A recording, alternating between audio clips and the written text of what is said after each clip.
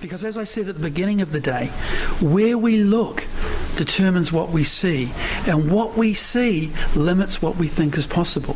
So we've got to change that. And on that note, it is my very great pleasure to invite Minister of Social Development, the Honourable Paula Bennett, to speak. Thank you.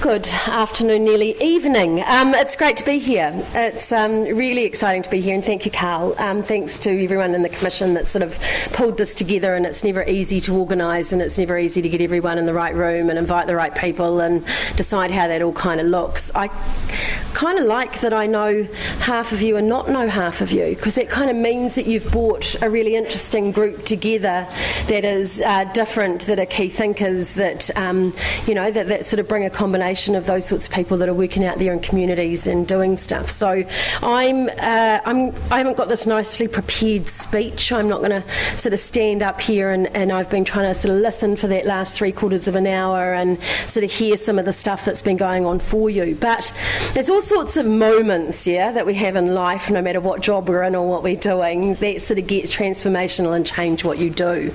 And I am going to talk to you about some of those sorts of things that I think we're doing, some with great success and some not, because that's what innovation's about, when you start doing stuff. The challenge for us, of course, in the job we're in is that you don't muck around, because you're actually dealing with people's families. So when you are trying to try innovative stuff, you sort of go, this is not, I always say it's not sort of ringing talk back.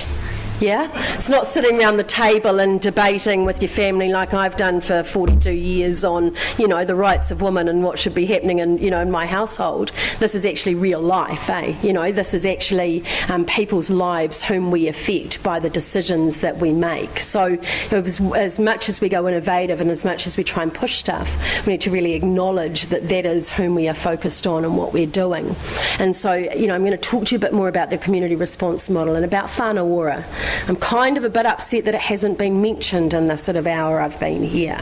And yet, so much of what I sort of keep sort of hearing is that is exactly what it should be, is working from within the family and not looking at an age group and looking at them as in the totality of them all. And, but so we can talk more about that.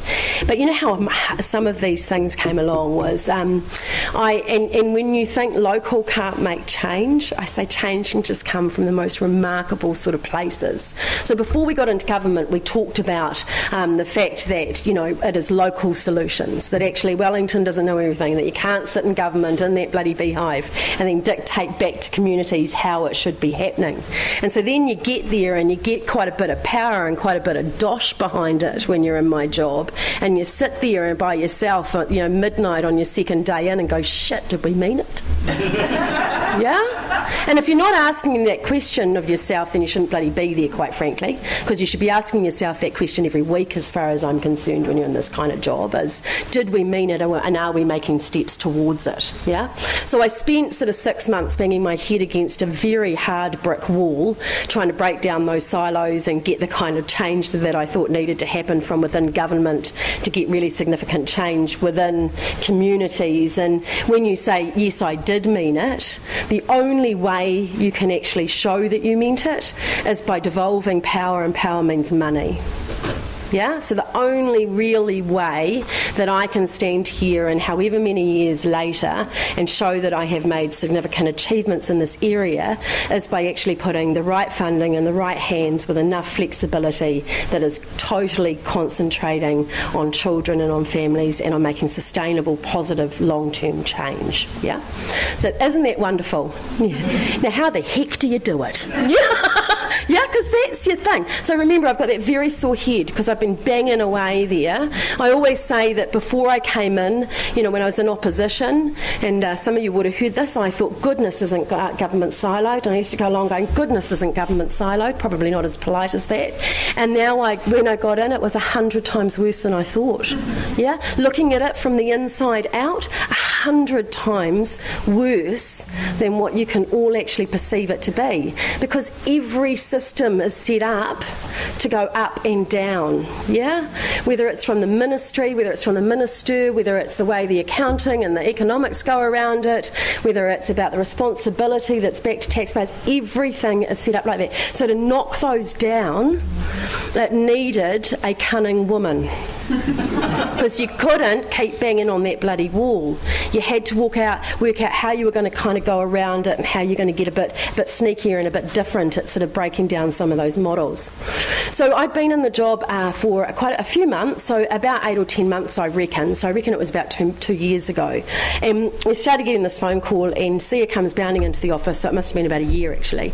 And Sia comes bounding into the office, who runs my press stuff, and she goes, guess what, you've got an invitation, just spoke to this amazing woman, and they want you to go up to this marae way up north, and they're running a Community Max program, which by the way I think is one of the best things we ever did, and they're running a Community Max program with young people, and they'd love you to come up and see them and do that. And I said, yeah, good on you. It's 2 hours out from Kaitaia. It's in a marae up in the Hokianga that just went, it's just so remote, and there's just no way I'm going to get there, I'm great that those young people are doing so good, and this is all good for my ego, but there's just no way I'm going to get there.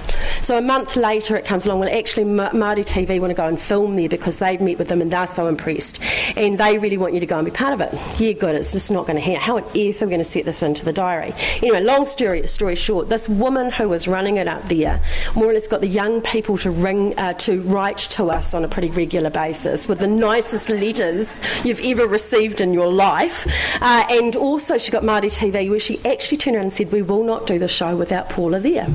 We feel like she did this program, we feel like she's made a difference in our lives here, and we want her here to meet her. Right. So anyway, the day comes where of course we go. Yeah, you get to a stage where you just go, actually, how can you not admire that tenacity? How can you not admire that Kiwi ingenuity? I get up there, I am not kidding you, we hop in a car, we drive for about an hour and a half, an hour and 3/4, to the point where the VIP driver, who wasn't in a BMW, said to me, I've been a cop up here for like 20 years, I've then been driving ministers for 10, I have never been this remote. Where on earth are you taking me? Yeah. And we had some great conversations about, what happens if the car breaks down, as you can imagine, at which I felt I could talk my way out of any situation. So we get to this marae, and here is one of the most stunning marae with the most stunning grounds. It was just the most well kept. And here is this woman with clipboard in hand, this Māori woman, and her name was Jean. Jean has clipboard in hand, barely looks at me as I get out of the car and just goes, well, you need to line up here and you need to get ready for the pawhiri, and that's going to happen. And then just won't even look at me and starts running around and ushering everyone here, and then, start action there, and then everything's here, and right, we're away, and I'm like, hi, yes, she says, And so we go through this day, and I meet these young people, and they've created business in this most remote area, right? So they are designing T-shirts and art. One of them had only one of them had ever been to an airport. That person tells me they went there, they saw Māori dolls that were wearing made in China clothing on them, and just went, why on earth aren't we making the clothing for those dolls? They created a website, they were doing overnight stays, they had built 3 homes for kaumātua and had designed the whole this whole sewage system and the ecological of it that went underground. They had beehives and were doing the whole manuka honey. And everywhere I went, and all of these young people that I spoke to, they sort of were going, well, what happened was all our people had moved away for jobs and things, and then their kids had come back and their parents had stayed away and we were raising their kids, and it got to a stage where I was seeing our older, our kaumātua try and lift pots, and they weren't strong enough to lift them anymore, and there were no more young people there to actually do these jobs and sustain our culture and keep our hapu together. Meanwhile, Jane's still kind of in the background. Everyone I spoke to, said, so how'd you get involved, Jane? So how'd they say, Jane got me out of bed 5:30 in the morning for 2 weeks, So how do you, Jane, and this woman's name kept coming up, and every time I try and catch her, she'd go, oh no, I can't talk to you, she'd say. So I sort of got to lunchtime and I said to her, Jane, sit down here and have lunch with me. And she said, I just can't.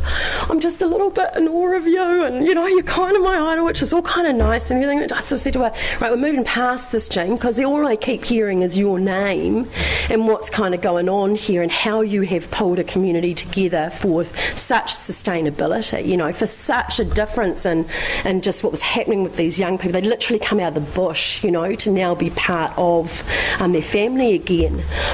And she was like, and she sits down, and the most humble, beautiful woman you know. You know what I mean? She would take not an inch of credit for any of it, yeah? Not an inch of credit for anything that was happening there. Yet she was, without a doubt, the linchpin that had pulled it all together.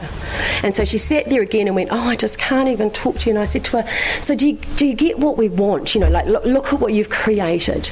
And so we want to, so I stand up here as a minister and say, you know, I want to see positive change within communities, you know, it being community driven and everything else. And she goes, yeah, I know, but I just don't even know how to talk to you.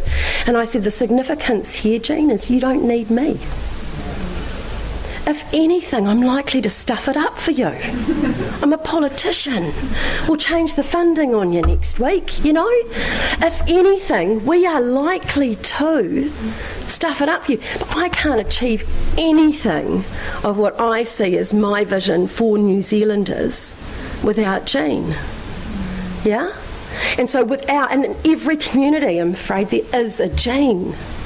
So how do I then empower her and give her that kind of mandate? And she didn't need my mandate, but she needs my blimmin' money, yeah, to get her started and to get it going, and then some of the help with some of that stuff. So you start trying to create models that devolve some of that. So you all, you know, I thought if there's a message I wanted to give you today, it is get ready for controversy, yeah?